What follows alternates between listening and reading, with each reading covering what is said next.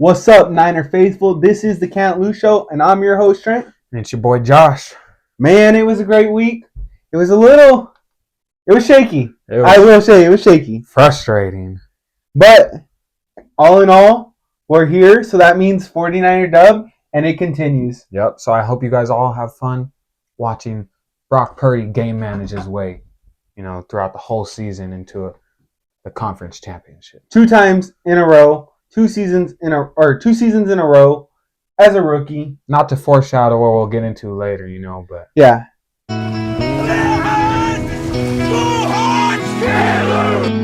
Let's dive back into those games. Yeah. That we were supposed to bring up first. Yeah. Guys, this Brock Purdy hate's insane. So it's just been on our mind.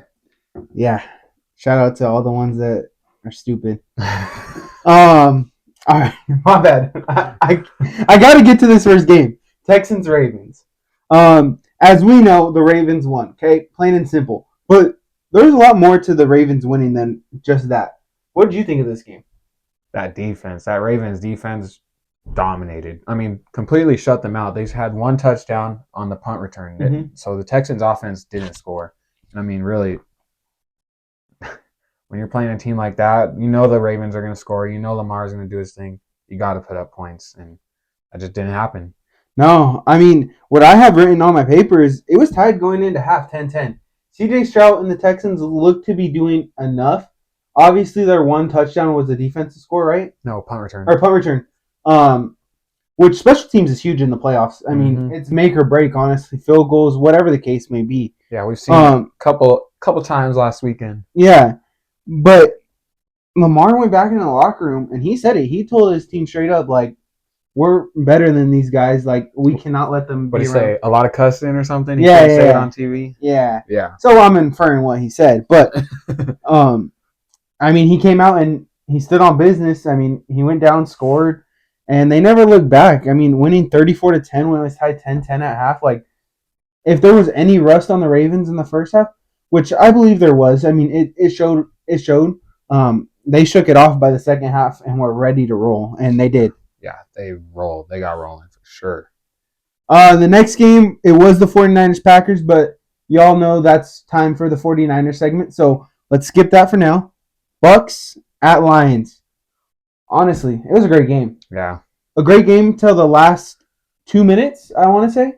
But before that, I mean, another game that was tied 10-10 going at half. Yeah. Trading blows the entire game. Yeah, 2 explosive offenses just going at it. Yeah, and no defense. Or I won't say no defense, but hardly any defense, it felt like. Not much. I mean, Lions, Jared Goff, he didn't throw a pick. He probably should have thrown one in the end zone. The guy dropped it, Jamel Dean. And then you got Baker Mayfield. I mean, the first one, a fluke. C.J. Gardner-Johnson got way too excited and way too cocky about that pick. But, I mean, when Baker Mayfield throws that pick at the end of the game, that's just giving them more ammunition to say, exactly what he said before. If they had a good quarterback, they'd be good. So let's go back to the other pick, though.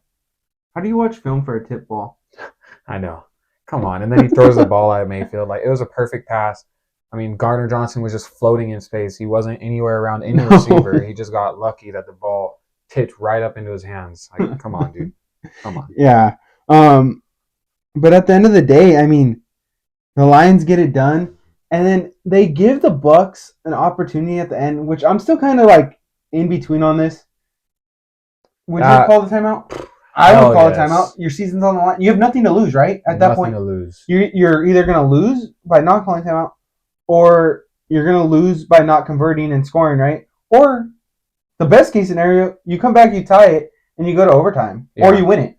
Yeah, I mean, they're down 8, and you can't take that timeout to the offseason. You're not using it in the NFL draft. Yeah. Well, like, what are you calling a timeout when it's your turn to pick? I don't know. Yeah, and you never know. We've seen multiple kickers miss field goals, and they're not always the longest ones. I don't know. It was like a 30, 40-yarder. I mean, we've seen plenty of kickers miss those. What about a block, scoop, and score? Yeah, a block, anything. I mean, come on, dude.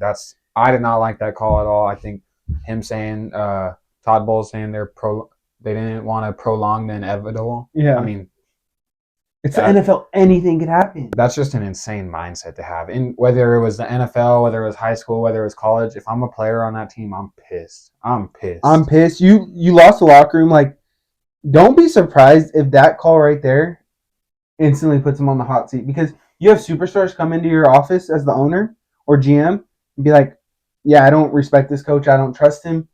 He didn't trust in us in the last minute, didn't give us that opportunity. That can instantly put you on the hot seat. I wonder if any players, said anything, if they backed him. Like I don't know. I don't see how you back that. I would have been hot. I can't believe. I mean, his reasoning he gave was just him saying not prolonging the inevitable was just crazy to me. And I said I was in between on that. I really wasn't. I was just trying to leave it open to conversation. I'm fully against it. Like straight up, like you can't take the time out into the offseason. Like you have nothing to lose. Yeah, that was insane. The last game of the week, showdown in Buffalo, Chiefs at Bills. Both quarterbacks played phenomenal. Josh Allen did a lot, but not enough. Yeah. Mahomes and the Chiefs get that dub 27-24, but a lot happened in between. Like I said for the other games, let's break that down real quick. Yeah. I mean, dude, Pacheco, he had hell of a game, dude. He's been balling all season. You know he runs hard, and I mean, I think he might have been. I know Travis Kelce had his game. He finally stepped up. He had 2 touchdowns, around 70 or so receiving yards, I want to say. But Pacheco, man, I mean, the way he's been playing this season, they needed that from him out of a running back for sure, especially with all the receivers dropping all these passes and everything. He's stepped up big time all season. Yeah, he runs so hard. I don't know if you could picture this one play that I'm about to bring up, but he's getting tackled, and he runs so hard that he almost ran himself into an ACL tear. Like, bro just does not give up, and that's the shit I love to see from any team, honestly. Like, that's just hard-nosed football right there. Yeah, and then you brought up Kelce. 16th combined touchdown from Patrick Mahomes and him in the playoffs. NFL record right there. He only needs 2 more touchdowns total to pass Jerry Rice for most. And like 5 more catches or something like that, right? Yeah, he's gonna. Is it 5 more catches? I don't know about the 5 more catches. I just know for sure about the 2 TDs. But it's like that could happen this week at the bank. Yeah, you know? For sure. I mean, it could easily happen. But that was insane game, and like we brought up, special teams, anything could happen. I'm not hating on the kicker because that weather was extreme, but you're an NFL kicker. I mean, you're called upon. You gotta make them. Not hating. I'm not doing death threats like some Buffalo Bills fans. Yeah, like how UC deleted all his socials. Yeah, like that's tough, dude. That's tough. And the crazy thing is, like, the team backs him, and he's gonna be back there next season. Like, he was a great kicker all season long. Yeah. You're telling me in those wins, like, all right, every person that sent him a death threat, I'll give you half the distance that was in those same conditions. I bet you none of them make it. Dude, half the distance. Come on. And their excuse is going to be, well, I don't get paid millions or whatever, hundreds of thousands of dollars to do it. All right, let's put it on this then. Half the distance, and you get his salary for the year. You're still not making it. Yeah, like, come on, dude. Just the fact that he's receiving death threats and stuff, and especially, like, from his own fans. Yeah. I mean, come on. I mean, I'm sure, there's probably Niners fans doing it to Moody and stuff, but either way, it's ugly. And it's not called. It's uncalled for, yeah. That recaps the whole entire weekend besides the 49ers Packers game. Like I said, we will get into that, so just stay put for a little bit. We got to go over our dogs real quick. My dog was CJ Stroud from this weekend, and not that he played terrible, but definitely not dog worthy. 19 for 33, 175 yards. For a rookie, if I was to say rookie dog, maybe he gets that stamp in a second round of playoffs. Like, no. Rookies don't usually get there. They don't get there, but that's not. Yeah, it's still not dog. Not dog worthy. I mean, he played a really tough defense, and I'm not saying that he's not a dog. Yeah. But just the performance itself was definitely not dog worthy. Yeah. But like we always do, when dogs don't hit, we got to make up dogs. So I'm just literally going to go to the other team in that game. Lamar Jackson, big woo-woo. 16 for 22, 152 yards, 2 TDs in the air. Didn't even mention his ground stats. 11 carries, 100 yards, 2 TDs.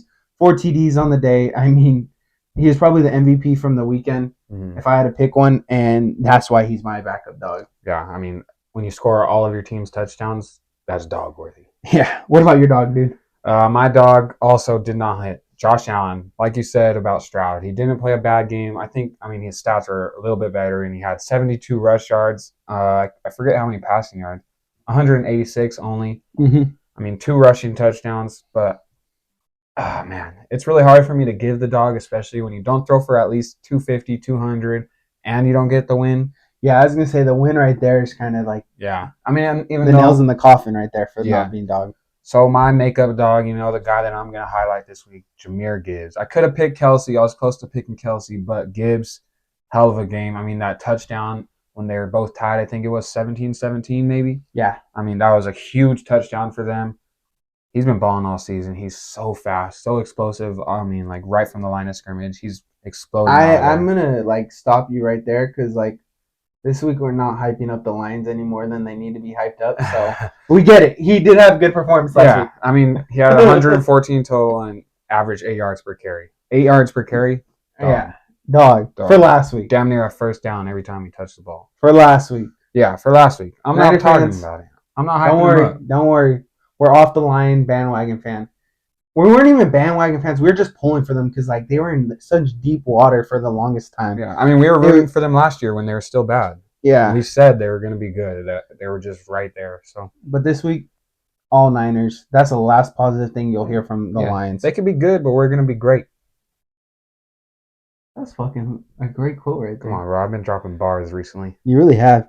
Let's get into matchups though, real quick. Yeah, your matchup. I mean, my matchup, you kind of talked about it. It went from your dog to your makeup dog. CJ Stroud versus Lamar. We talked about the stats. We talked about Lamar scoring every single one of his team's touchdowns. He obviously won the matchup. Yeah. It wasn't close. I mean, CJ Stroud didn't score a touchdown. And, I mean, Lamar had the better completion percentage. And everything. Everything, yeah. He carried his team to that W for sure. I mean, I wouldn't say carried because that defense dominated, but he definitely had the better performance in that matchup. My matchup was L'Jarius Sneed versus Stephon Diggs. Stephon was only held to 21 yards on 3 receptions, and L'Jarius Sneed did give up a touchdown for the first time in a very long time, but it wasn't on Stephon. So I'm going to say L'Jarius won this matchup just because Stephon was basically irrelevant that game. Like, when they needed it most, he wasn't there. He was relevant to the Chiefs. Yeah. God, I mean, he had, 3 catches on 8 targets or something like that? Yeah. That's out of your star receiver, you can't have that. No, you're not going to win a game when your stars aren't there. It's time? It's time. I wish we could, like, insert the audio right away. Like, it's time. But anyways, guys, 49ers Packers. We're here. Let's get into it. Y'all have been waiting 13 minutes or so. Okay, this game started out very frustrating. Very frustrating. At the end of the first quarter, I would have never guessed it. 3-0. Like, 3-0 for the Packers. What the went wrong? You know? I understand there's rust from 2 weeks being off. We saw that the day before, or the morning game with the Ravens. So I was like, okay, a little rust, fine. We'll start picking up in the second quarter. We did, in a sense that we scored a touchdown off a nice pass from Brock Purdy, the system quarterback, to George Kittle on the run. That's so systematic right there. Yeah, dude. You got to love when the system calls out a play for him to scramble and throw a touchdown on the run and just drop a complete dart. Yeah. I mean, what a play call by Shanahan. Yeah. I don't know. But anyways. You can tell it's been on our mind. So we go into the half 7-6. Okay? Then we trade blows in the third quarter. I just got to say, before you get into that, 7-6, dude, shout out to our red zone defense. Lights out all season. I mean, that's so big time for real. When touchdowns, bend, don't break. Yeah, when you bend don't break and when touchdowns turn into field goals, that's big time. So they were saying the Green Bay Packers, like they're comparing this game to the Dallas game. Everyone seems to forget the first 3 drives for the Packers were scores.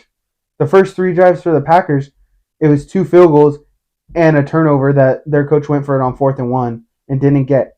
Huge difference right there. I'm saying we played just as bad as the Cowboys. What? Like, our defense stepped the fuck up and the Cowboys didn't. Like, and the Cowboys are old news. I don't even really want to bring them up, but like that's just something I had on my paper and I needed to. Yeah, I heard people saying that too. You just sound dumb. Yeah.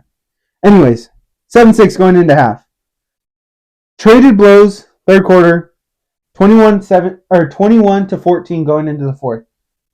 I was shitting bricks. I'm not gonna lie. I was sitting on my chair at one point, nice and relaxed. Then I got a little more forward. Then I got more forward, and I was standing up. Yeah, I mean, everyone saw the stat 0-30 when trailing by 7 or more going into the fourth, and I think it was like 2-28 or something like that, or whatever. We had like 2 wins versus like 20 something losses when trailing by like 3 or more or something, or trailing in general. Like, yeah, it's bad stats. Yeah, very bad in Kyle Shanahan 49ers offense. Very bad, but that wasn't the case this time. Nope. You don't want to know why? Because Brock Purdy, the system quarterback, could actually go out of shotgun. He could throw the ball around. We don't have to keep running it to play catch up because he's so system. He can make those goddamn good throws and lead drives like he did the game-winning drive. And then when there's nothing there, scramble and get 9-10 yards, diving forward. I mean, come on. Dude. Yeah, to set up 2nd and 2 instead of 2nd and 12 on a sack. Like, yeah, you're telling me that's so system or scrambling and throwing the ball across the field to seal the game by throwing a pick like the other guy did from the Packers, Jordan Love. Yeah, I mean, that y'all are just praising this week and saying, "Oh, good job all season. You played so great in the divisional. Woohoo! You want flowers?" Nah, he doesn't get flowers. They didn't win. He threw a pick to seal the game. Dre Greenlaw comes up huge, and I mean, I think he's probably still avoiding tackles as we speak, honestly. Like, probably in the 49er locker room. Oh, keeping that ball, he wasn't even tucked, honestly. He was up here with it. Yeah. But anyways, we seal the deal. We win the game. And we were just on it. We were talking about Brock Purdy. So, guys, before we get into the... Wait. We got to highlight some players, talk a little bit. You went through that game real quick. We got to talk about it. All right. Go ahead. Our receivers all game, blocking their ass off. I kept bringing it up. We kept seeing it. And it happens every week, but this week was like on another level. These DBs, man, they do not like and do not expect to get blocked every play by receivers. Nope. You see it week in and week out. Other teams, they're just kind of standing up, holding each other, acting like they're, fighting off each other's blocks. No, our guys are blocking their ass off. They're trying to drive them into the ground.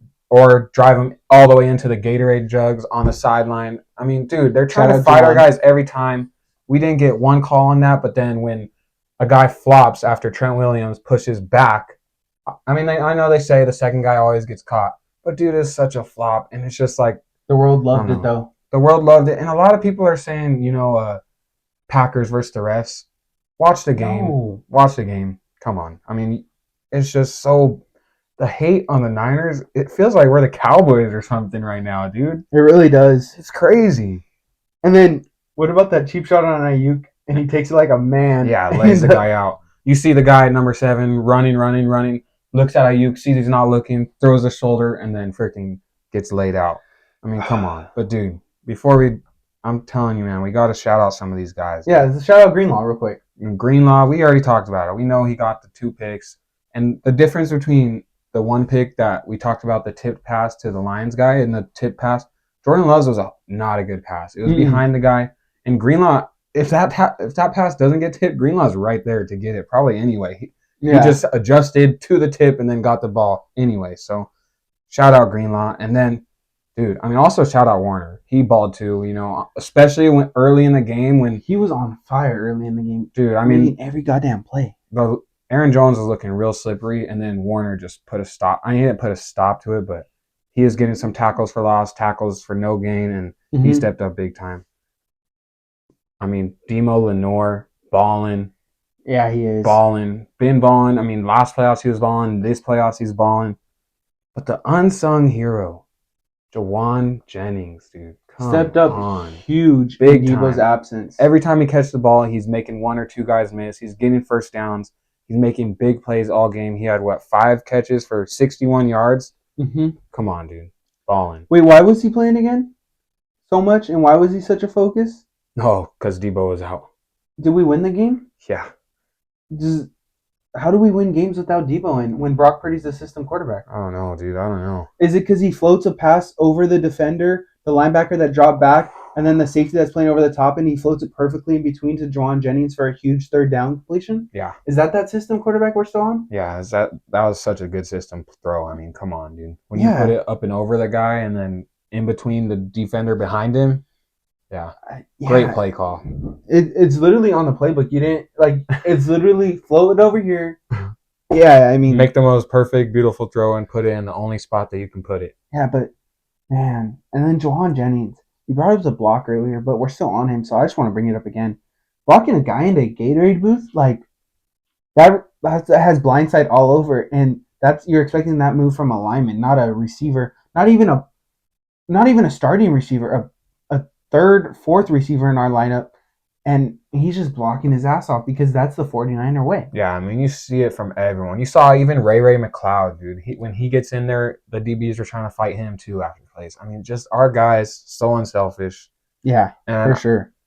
I know we sounded a little bit angry at the Packers and stuff, but dude, they got a squad too. They're gonna be good. Yeah, they no disrespect to the Packers right here. I don't think we texted throughout the game, and sorry, I had something in my eye. We texted throughout the game, and honestly, the Packers held their own, and they stepped up. Their defense was shaky all year. They played great against our offense, and their offense did their thing. But at the end of the day, it's executing those late game stuff, and I mean the 49ers holding them a shutout in the fourth quarter. That's huge in the playoffs because what defense wins championships? So you got to have that mentality going for the rest of the way out. I mean, you got to. I mean, I'm trying to think if I've hit everything on this game. I have hit everything that I wanted to bring up. Are you good? I think I'm good. I'm ready for this segment that we've been waiting for. The newest segment to the Can't Lose show. And it's going to continue until the hate stops. Can you please tell? What is it? Just everyone, shut your fucking mouth. Stop hating on Brock Purdy, the man, the MVP. I know he's not probably going to win the MVP, but god damn did he ball out this season. And I've never seen an underdog story like this so hated and so criticized. And I mean, like Richard Sherman said, they hold him to the standard, but then when he plays to the standard, they find something else, and they're making stuff up every time. What did we need as a team and as a Brock going into these playoffs to be battle tested in a fourth quarter comeback? Oh, I didn't know being down some certain points and then coming back to win it is not considered a comeback anymore now that Purdy did it. Yeah. I didn't know being down 7 points wasn't a comeback. Is that mathematically correct? I guess so, according to Keyshawn Johnson. Oh, we're bringing up Keyshawn Johnson? Let me bring him up again. Purdy. Okay, Keyshawn Johnson on Undisputed. Hating on the fact that Purdy's longest throw was 32 yards this weekend. 32 yards in the air, okay? Let's revisit something. The only one that had a longer pass than 32 yards was Jordan Love, okay? That's one quarterback out of 8. You want to hear the other ones real quick? Stroud, 29 yards. Lamar Jackson, 21 yards. Baker Mayfield, 29 yards. Goff, 29 yards. Josh Allen, 15 yards. And Patrick Mahomes, multiple MVP, Super Bowl MVP, 32 yards. Oh, that's exactly what Brock Purdy threw. Shut up, Keyshawn Johnson. And that shit's getting clipped. And, I mean, Purdy's was on the run, too, for a tutty. I mean, get the fuck out of here, dude. Come on. Let's bring up more hate. Go ahead. I mean, dude, just all the hate. Let's talk about, I've heard the Niners say this all season. It's about us. So I'm not going to talk. I'm going to let you talk about, all the haters, call them all out. I'm just going to talk about Purdy and what he's done. I mean, the most efficient QB all season, the highest QBR, the highest QB rating, or what is it, passer rating. Mm-hmm. I mean, second highest completion percentage behind Dak by 0.1%. Look at the tape, dude. He's made tons of throws on the run, throwing dots where only our guys can get it. This is a stat. So everyone talks about the yak, right? Our guys have the most yak, all this and that. Let's just take a listen to this. 0 receivers in the top 10 of yak. We had Debo in top 15, which, I mean, that's Debo. That's what he's going to do. He's not like anyone. And he was one of our lowest. He wasn't even our top receiving dog. Right. So then you got 0 receivers in the top 10 of Yak. And every player, every QB with more pass yards, and most QBs with less pass yards had over 100 more attempts than Purdy and over 80 more completions. I mean, come on. Let's talk about efficient. Let's talk about big time. He's making – that's not what a check down is every time. If none of your guys are in the top 10 and then you're still in the top 4 of passing yards, like, make it make sense. The hate just makes no sense at this point. So you bring up statistics. Someone wanted to throw out there, Ryan Clark, on whatever show you're on. Hardest thing I had to do was act like Purdy deserved to be in the conversation with Josh Allen, Patrick Mahomes, and Lamar Jackson. Okay, fine. That's the hardest thing you had to do. I'm going to put them in a conversation right now, and I'm going to show you why Purdy was the better quarterback of this year, passing-wise. Purdy, 308 for 444 attempts. That's 69.4% completion. Okay? 31 TDs. Mahomes, 401 for 597 attempts. Goddamn near 150 more attempts than Purdy for 67%. For only 27 TDs. Okay? Josh Allen, 385 completions out of 579. That's 150 more attempts than Purdy. And that was only for 66% completion for 29 TDs. And Lamar Jackson, I know he does it on his feet, and this isn't hate to any of the players. I'm just bringing up stats right now. And that's 307 for 457 attempts, 67.2% for 24 TDs. Brock Purdy beat them all in completion percentage and TDs. Okay, he didn't need the more attempts. And then you're going to say, well, yeah, his guys had crazy yak, right? Josh just brought up the fact that we weren't even top 15. Y'all want to hear something else? Brock Purdy's average throw was 9.6 yards, led the NFL. Mahomes was only 7 yards. Allen's was only 7.4 yards. Lamar Jackson's was 8. So don't say he's doing these little small checkdowns for not long distance. Purdy had the longest average throw out of anyone. And then Purdy's the best against blitz and under pressure. So you're telling me that the system quarterback that any of these other teams could have? No, they dialed it up so that the blitz and the pressure could get to him. That's part of the play call for sure. Oh, yeah, it's for sure. Yeah, Shanahan dialed that up. Yeah, you're telling me all these other teams, they have similar quarterback stats? No, Brock Purdy was by far the best passing quarterback and quarterback in the game this year. Like, Lamar Jackson's feet is what's going to give him the MVP on top of his passing game. But not every quarterback has to be a runner. And Brock's not a runner. He knows how to scramble when he needs to. Mm-hmm. It's just not one of the first things he does in his game. Yeah, and when he's scrambling, he's still keeping his eyes downfield, and he's going to make that throw if he can. The only reason why people aren't saying he's elite is because he wasn't picked number 1. He wasn't picked number 10. He wasn't picked in the first round. Yeah, he's picked in the 7th round. That's a 7th round gem. Like, put some respect. We've seen this story before where someone taken so far in the draft ends up being a fucking GOAT. Yeah. And I'm not even putting the GOAT title on Purdy yet. Yeah. Like, I'm not jumping ahead. I'm just saying we've seen it before. Like, don't be surprised. And let's talk about another reason why they say that. One of their excuses for why Purdy is not that good, why he's a system quarterback, why he's a game manager, the roster. Let's talk about some other guys with pretty stacked rosters. You got T. Lawrence, Calvin Ridley, Christian Kirk, Evan Ingram, Travis Etienne. I mean, Trevor Lawrence's stats were nowhere near. He didn't win as many games. Did they make the playoffs? Nope. Didn't even make playoffs. Then you got the Saints. They got Alvin Kamara, Chris Olave, Michael Thomas. They got Jawan Johnson and Jimmy Graham. Oh, but Derek Carr and James didn't make the playoffs. And not only that, Derek Carr and Jameis Winston, I mean, come on. Their stats are nowhere near. They didn't play anywhere near as good. Then you got Baker Mayfield, who I'm not even saying that all these guys did bad. Baker Mayfield had himself a pretty good year. But he also has Chris Godwin, Mike Evans, Rachaad White, who is severely underrated. He can catch passes out of the backfield, and he can run the ball well. And what did the media do to Baker Mayfield? They praised him all goddamn year and said, oh, he's earned himself a 7-year, $250 million contract. Boy, what did Purdy earn? Like, what? Then you got, I'm not even done. You got Jalen Hurts. One of the most stacked rosters, one of the most stacked offenses in the league. You got A.J. Brown, Devontae Smith, Julio Jones came in there. Obviously, he's a little older. You got freaking Dallas Goedert. You got that O-line that is just completely stacked. And then what did he do? Shit the bed all second half of the season. What did he do head-to-head against the Niners? Come Fucking on. nothing. And then you got, Justin Herbert. His stats, passing yards per game and everything. I know he didn't complete the season, and they had a pretty bad defense. But still, not as good per game. I'm not even talking about total. That roster is going to look very similar next year. And with a better coach, Herbert's going to be way better next year. But y'all will say he is not a product of the system. He's the dude. He's the number one guy.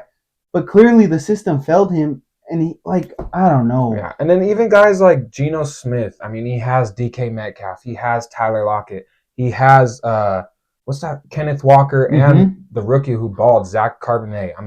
All these guys, they have guys, and they don't play as good as Purdy. Bottom line is, Purdy has to get his elite players, his elite roster. He has to get them the ball. And not every play is going to be perfect. Not every guy is going to be open. But he's still making plays, like Trent said. Best quarterback under pressure. Best quarterback versus the blitz. And we don't have the best O-line. Our left side, strong. Yeah. But they're not putting the guys on the left side. No. They're studs. They're star edge rushers. They're not putting them up against Trent Williams and Aaron Banks. They're going to put them up against McKivitz and Feliciano. Come on. Yeah. And you're bringing up other quarterbacks. Colin Cowherd, he was talking about on his show Purdy being the 8th best quarterback this past weekend and saying the rain was a big factor to his issues. Okay. So you bring up the rain as a point. Guess what? Check the fucking weather reports. This Sunday, bright and clear, perfect day in California. Where's the Super Bowl? Where's the Super Bowl?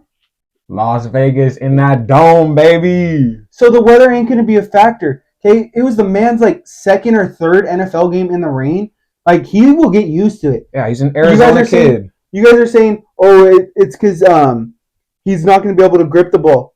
Guess who has the exact same size hands as him and took some time getting used to throwing in the rain or snow? Mr. Patrick Mahomes. Multiple MVP Patrick Mahomes. Same size hand. So don't worry. Brock will get it done. Okay? Give him some time on that. And then the fact that you're saying 8th best quarterback. Even if he was the 8th best quarterback, guess what? He's one of 4 that advanced to this next week. So I don't give a fuck if he was the 8th best.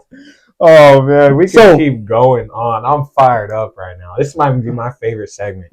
Yeah, we'll keep this going because we could talk ball and we could back up our quarterback, Brock Purdy, and our teammates, our guys in the locker room are already doing it. And I've already hit 3 guys. I don't even have any more written down. But if y'all want to just shoot the shit in the comments, hey, I could be on my phone all goddamn day. Yeah, we could fire back at it. I'm so down. Because a lot of this is getting clipped into our TikTok portion. And we're actually making TikToks about this. Because this deserves to be out in the world. I just shut 3 people that get paid millions of dollars to be on TV absolutely down. And I'm just doing this in the office room. We ain't making money on this show yet. We'll be straight up honest. We're just putting out great content. And we'll get there one day. And guess what? We could have them on the show and just say it to their face.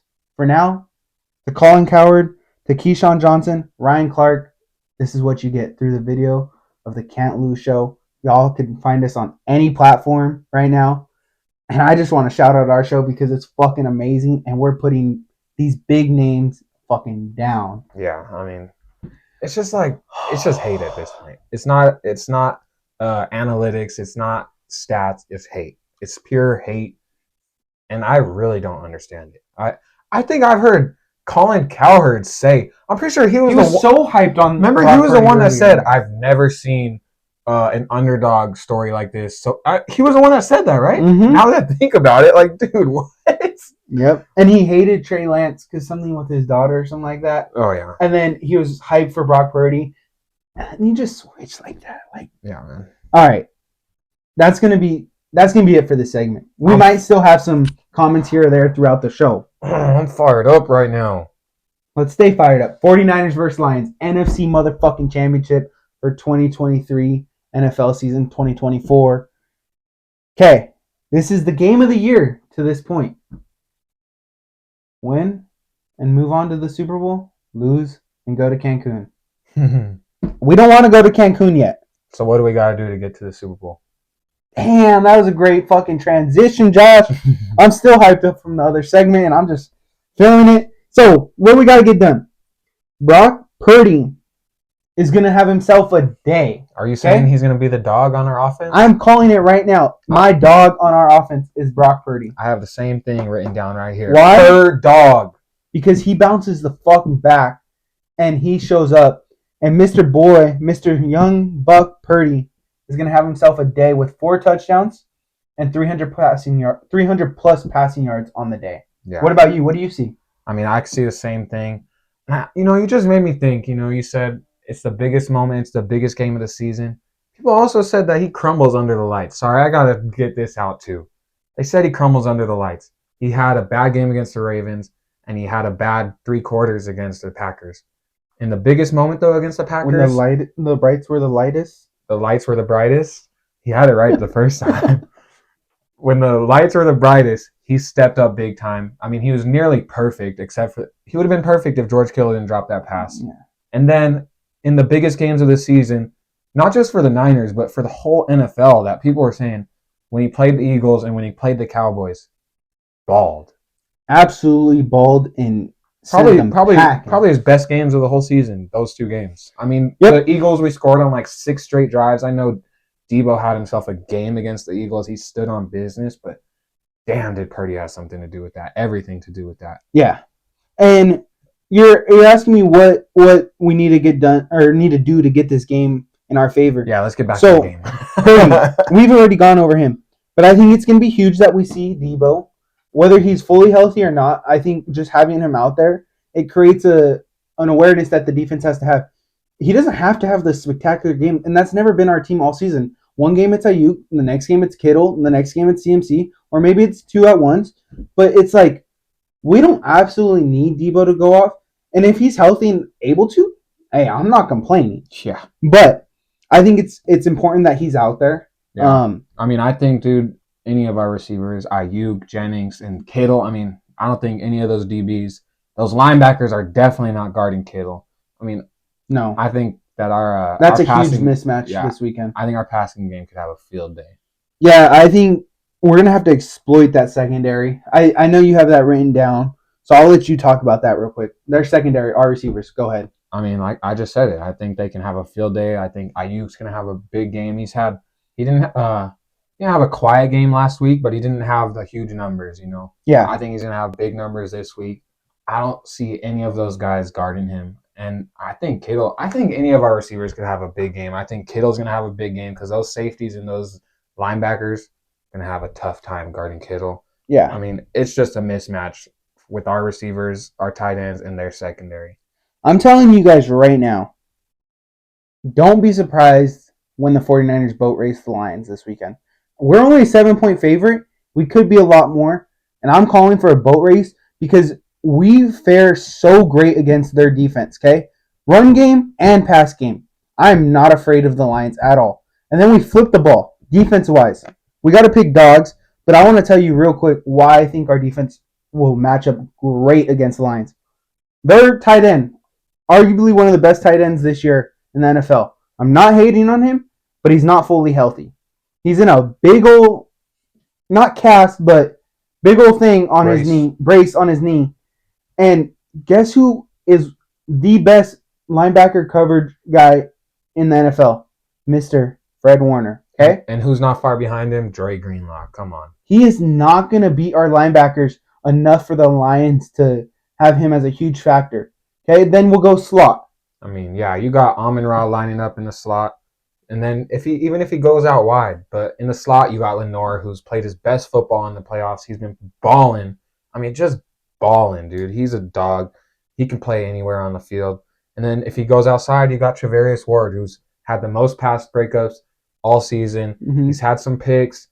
And I just think it's going to be a tough night for Amon-Ra. And I think our DBs could show up big time. And that's why my defensive dog is going to be Lenore. I think, they're going to be trying to not necessarily pick on our DBs, but they're going to be, targeting Amon-Ra. That's what they do. That's what he gets a lot of targets. I think Lenore comes up big time in a big moment, and he gets that dog of the week. He's probably going to have another big hit, and that's my dog of the week for defense. Okay. My dog of the week is Nick Bosa. Why is it Nick Bosa? Because the offensive line that the Lions have is arguably one of the better offensive lines we have seen in a while. Okay, they're pretty loaded. I will say that that's their strongest suit that I see on paper. But guess what? Nick Bosa is reigning Defensive Player of the Year. He's going to show why he was that. He's had kind of a quiet postseason. I know he's been great in the run game, and I think that's going to be a huge part of his success on the day. But he's going to crack the sack column, and he's going to have 2 sacks this week, where we didn't have any, I don't think, last week. So it's going to be huge. He's going to have 2 huge key sacks and have a huge part in the run game. And we have to control the line of scrimmage. That's one of the key focuses, to only bring 4 and drop back 7. If we're not applying that pressure, that's going to be a huge win on the Lions' part. But I have a lot of faith in our defensive line to get after it this week. They're going to dial some stuff up, some stunts, and just go. And they're going to go after a former quarterback of the NFC West, Jared Goff, who's 0-5 against the Niners on the last 5 attempts. And even before that, I think the overall record is still in the 49ers' favor. So he hasn't played great against the 49ers. And he has the Detroit, their good luck charm behind him right now. They're riding high on it. And he has a couple different weapons. But I wouldn't say he wasn't loaded at the Rams when he played us. The Rams were good when he played us. And we owned him and the Rams. So our secondary has only gotten better. Yeah. Our secondary is the best it's been in years. I only see this going in the same pattern it has been, and he will be 0-6 after this Sunday night. I don't know how else to put it. I don't know what else to say. I'm ready for this game. I think one more thing I guess I could say is, because it's been on my mind, I could just see more Brock Purdy hate? No. Okay. It's gonna come. That's already guaranteed. He's got haters galore. But I could just see our defense putting up a hell of a game, bouncing back. They're going to be pissed after allowing their first 100-yard rusher in, 51 games? Oh, my God, insane stat. So we'll start the streak again. We'll start the streak, and not only that, I think our defense is going to have 3 turnovers. I could see Lenore with a pick, and now that I'm thinking about it, I could see Fred Warner with a pick. Or a forced fumble. Nick Bosa maybe with a strip sack. I'm calling for 3 turnovers for our Niners defense. Yeah, I could see that right away. And I'm not saying the Lions are no slouch. They're not. No. They're a good team. I'm just saying we're a great team. What'd you say earlier? What was the quote? They're good, but we're great. Something like that. Yeah. Sounded better when I said it the first time. Yeah, and we're not... I guess it may seem like we're putting the Lions down, but I think this is going to be a great matchup.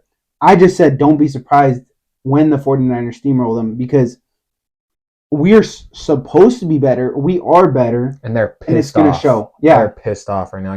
They're very pissed off. And, when it's time. It's time we get over this hump. We get back to the Super Bowl, and we'll face a rematch of either the Ravens from 2019 and then the Chiefs from... Ravens. I was thinking Chiefs 2019. 2012. Yeah, right? yeah. And then 2019 Chiefs.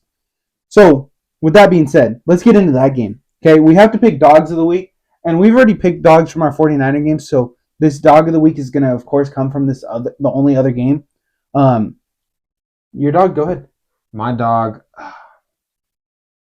I think, it's got to be Patrick Mahomes. He's been shining brightest in these big games. Mm-hmm. He has the experience. He's gotten there before. He's done it before. I really don't see it going any other way. And I think he's going to connect with this boy. And I think that's going to add to what you have to say, too. Yeah, he's going to connect with Travis Kelce, and that's my dog. Them two are going to connect in the bank at the Ravens Stadium. And it's just, you say time and time again, test Mahomes on the road. And he needs to be tested on the road.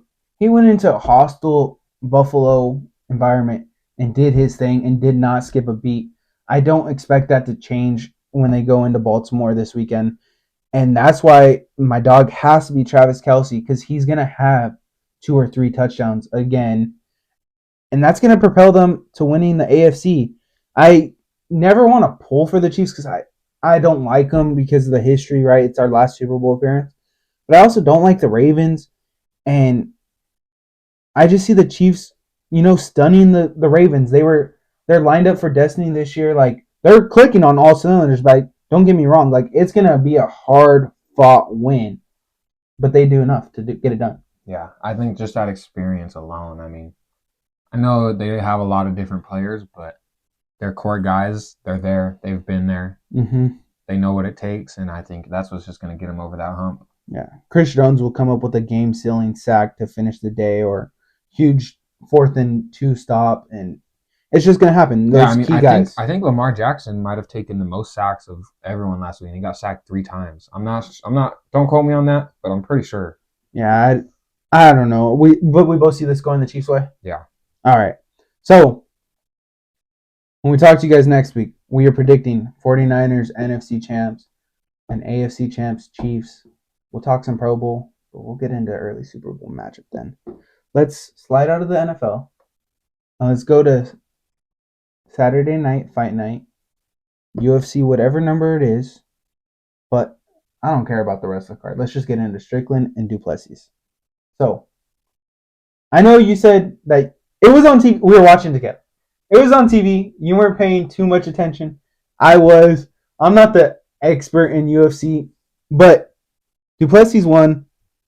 I personally don't think it went that way. I think it was 3-2 Strickland.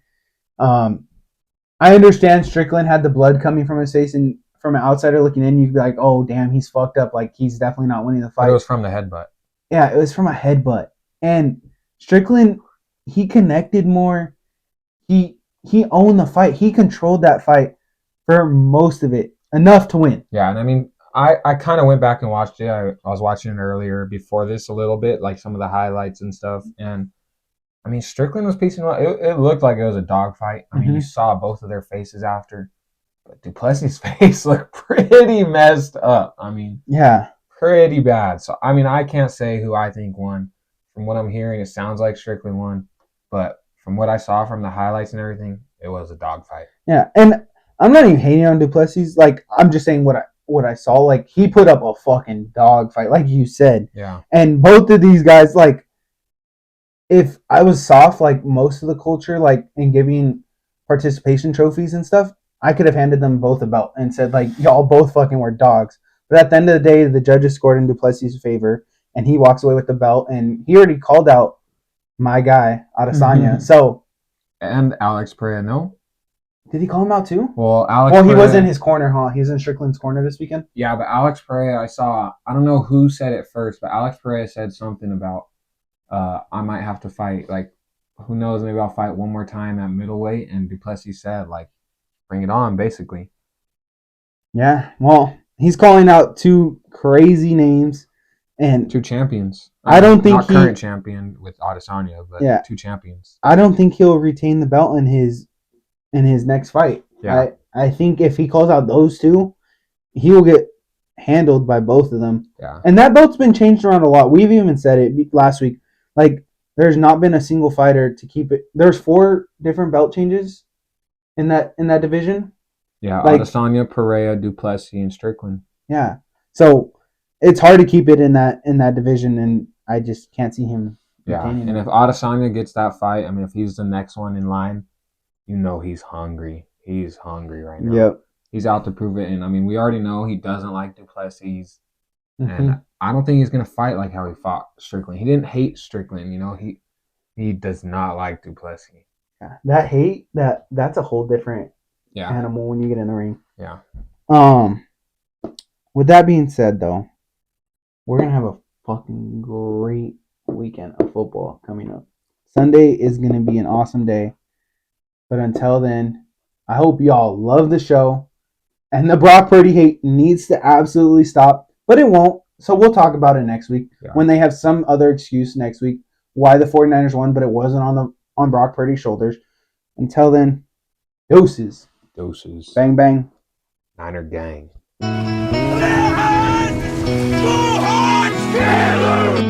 Fuck the Purdy haters. Like Baker Mayfield said, all the Purdy haters.